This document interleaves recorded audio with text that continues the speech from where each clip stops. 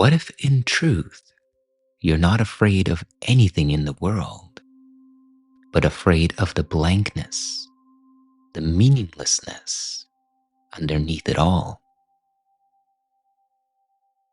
Could it be that the moment things seem to stop meaning what we expect them to mean, fear predictably begins to arise? Today we're contemplating Lesson 13, A Meaningless World Engenders Fear. Lesson 13 reveals why neutrality felt threatening in Lesson 12. Fear arises when the mind loses control over meaning. A world without your story feels dangerous to the ego. In today's lesson, we are attempting to reveal and undo this perceptual error. You believe meaninglessness means danger. It doesn't. In truth, it means openness. But the ego experiences openness as annihilation, because there is no fixed meaning. There is no fixed self to defend, to uphold. So when the world stops telling a story, the ego panics. And that panic is fear. The lesson's language about being in competition with God is not theological. It is structural. Either reality supplies meaning, or the ego must.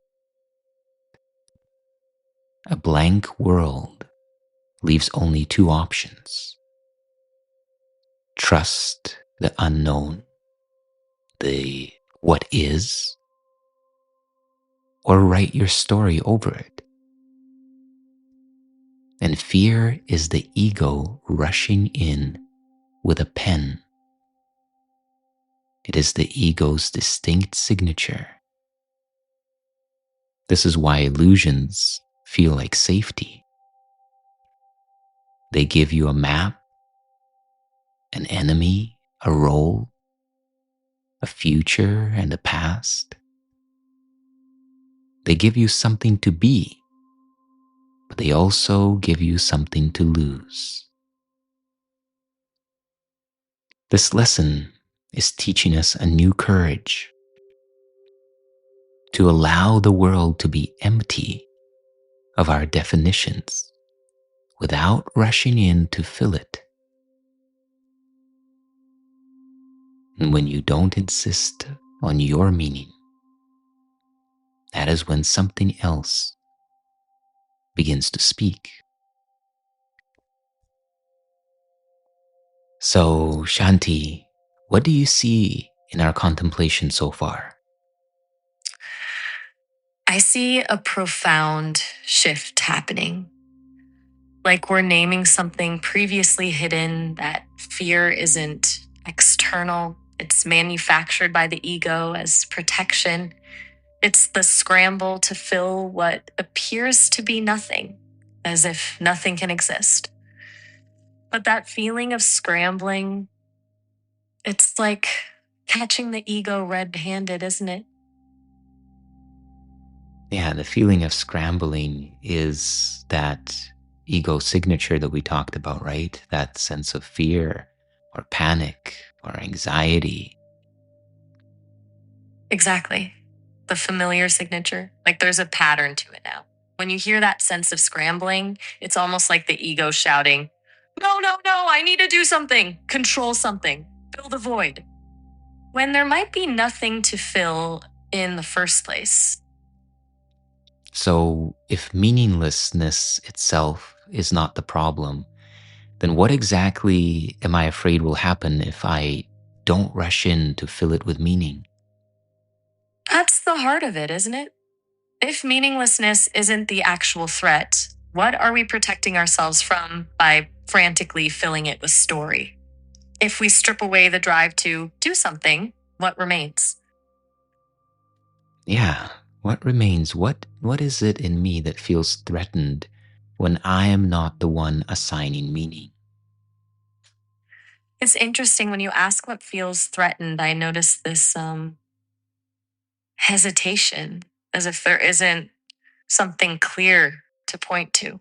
Like the threat is actually formless, not a what, but a dissolving of who. Could it be a fear of no self rather than a fear of bad things happening? Yeah, almost like there's an aspect of our identity that collapses if the world does not require our interpretation to exist. The identity that relies on being needed by the world, by experience, by meaning itself. Like if the world just is without asking anything from us, what's left of that particular self, that feels like a pretty direct threat to what the mind has been building. Yeah, it's like it's the very function of this ego based mind is to perpetuate this sense of self. And it seems like the core mechanism of this perpetuation is the mechanism of interpretation or meaning making or simply writing that narrative and using everything and everyone as part of that story. Right. The self is the story, and the story requires constant retelling, reinterpreting, keeping track of details to maintain a consistent narrative. Meaning becomes the scaffolding for this identity. When meaning dissolves, the scaffolding disappears. So if meaning belongs to God, as this lesson is suggesting, then what role have I been secretly playing instead? That's a beautiful way to frame it. If meaning isn't ours to make, what role have we been claiming? It almost feels like we've been operating under this illusion of authorship, this belief that meaning is a creative act that falls within our domain. But if meaning is inherent rather than assigned, what part did we actually play? Yeah, this is good.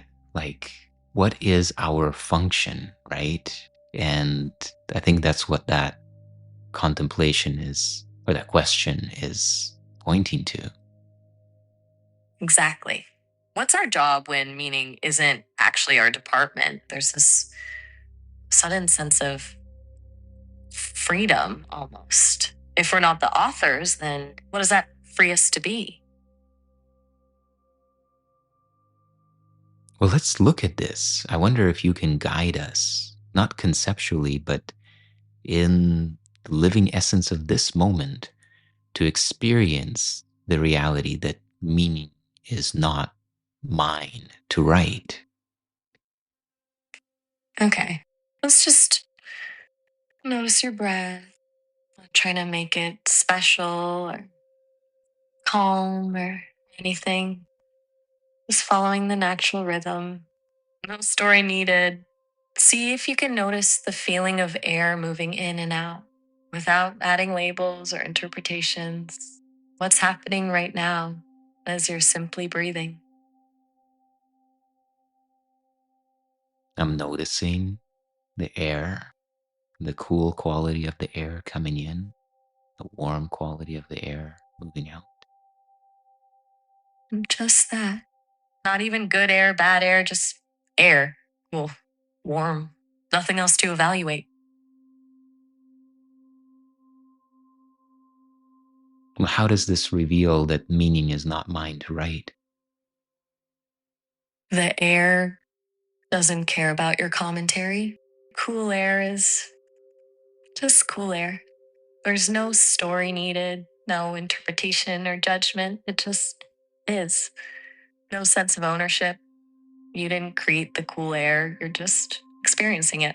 Does that feel different than uh, how your mind usually approaches experience? Well, in relationship to witnessing air moving in and out of my nose, not too much. But of course, as we expand the scope to all of the various dynamics of the way that we relate to others or to circumstances, then most certainly it's quite different. Mm. Right. The intimacy of the breath can feel almost empty of meaning.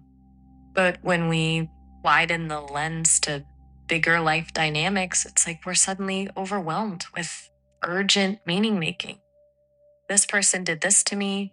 I need to understand why. I need to protect myself. That's when the authorship story kicks in. Yes, yes. Yeah, looking into the motive. Why this? Why me? So, how do we bring this awareness into moments like that?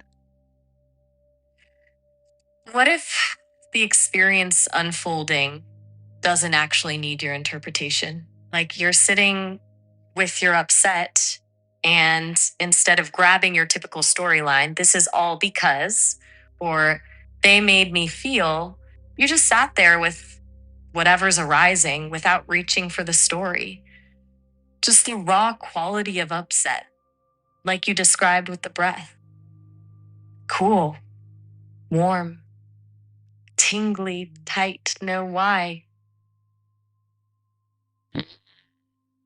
Is why a big anchor to this whole sense of meaning making? Absolutely. Why is like the engine of the authorship story. It's the question that insists on narrative. When we're looking for a why, we're hunting for a plot, a cause, a reason, an explanation. And if there's no satisfactory answer, we keep digging, convinced there has to be one. The questioning itself perpetuates the role of author. It's incredible, isn't it? So much of it is us trying to make sense of why. Why is something happening? And we, I think, feel or sense that if we could just figure out why, then it would somehow free us or give us some kind of leverage or clarity or essentially control, isn't it? Exactly. The why question carries the implicit belief that if we can just understand, then we'll be safe. If we can figure out the root cause, we can prevent it from happening again. Control becomes safety. But is that ever actually what's happening, or does it just keep pulling us further into the story? Yeah, it seems like the why will deliver a finality, like, oh, I got it now. Oh, it was because of this. And I think you nailed it. And it's like, yeah, we feel like if we figure it out, then maybe we can prevent it or we can perpetuate it, whatever is our goal. And in the moment right after we think we figured it out, there's a tiny, almost imperceptible shift. The feeling of resolution we were craving suddenly fades, and the craving comes back. The why did this happen cycle just starts up again. Because there's never actually resolution through the story, is there? Well, what is all that thing, in psychology that's called narrative therapy? Isn't that seeking a resolution through the story? It's a really insightful question. Maybe there's a difference between using the story therapeutically versus believing it's fundamentally true. Like narrative therapy might help reframe patterns, offer a new script that is slightly less harmful to repeat. But is it possible the course lesson invites you to step off the stage altogether and stop seeing yourself as the playwright? Yeah, I think that's exactly it. It doesn't matter if we reframe the story and suddenly feel a little better.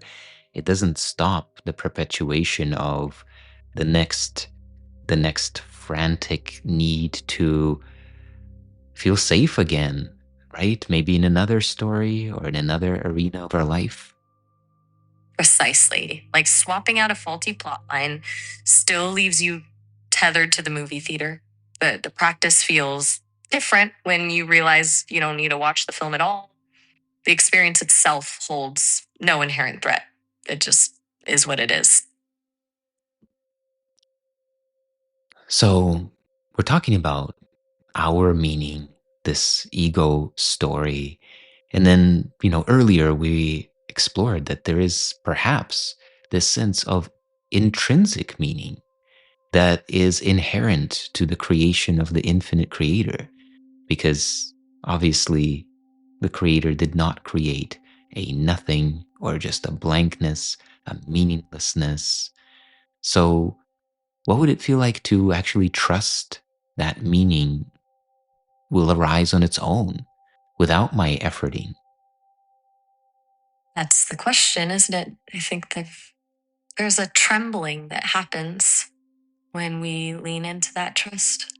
Like the ego is panicking if meaning will just be here. What happens to me? There's a part of us that genuinely fears being held. And that trust actually feels like surrender instead of control. Yeah. So, is my fear actually the fear of becoming somehow maybe unnecessary? That's powerful. I think so. What if your actual purpose isn't to create meaning, but to recognize that meaning's already there? And in that recognition, the effort, the need for your own special part would just naturally dissolve, like becoming transparent rather than author. The fear might be this ending of specialness, this realization that you are never the one holding things together. I think that's very profound because I don't know about, everyone else, but there's certainly a quality of holding things together in the mind, right? If it's not me, if I don't do it, if I don't show up, if I don't save, if I don't blah blah blah blah, whatever is this role that's assumed, then it feels like, oh my God, everything's gonna fall apart. Exactly. That's the deep conditioning. You're the linchpin. Without your effort, safety dissolves. But the Course suggests that safety already exists. The falling apart we fear actually has no reality in that deeper sense. When you release the holding, what really falls apart? Yeah, what falls apart is a belief, isn't it? Like what is that belief that feels essential for my survival, but disappears when we examine it?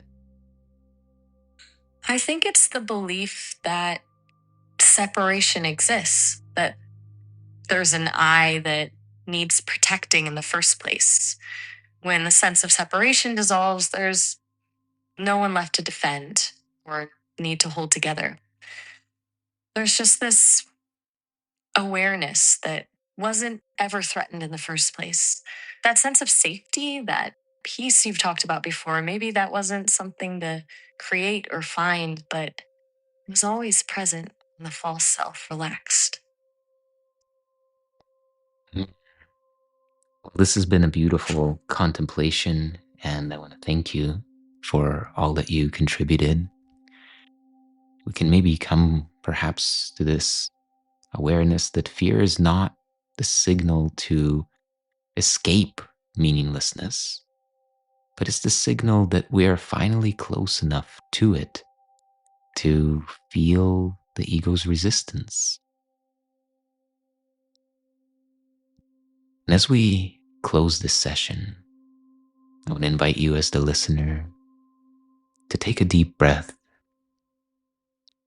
to allow your shoulders to drop, your jaw to loosen, your eyes to relax,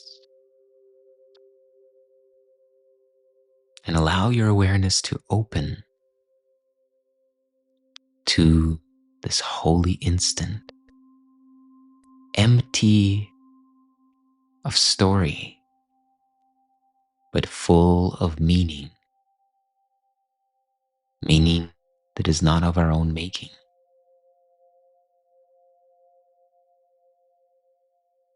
And now, let us go into the silence.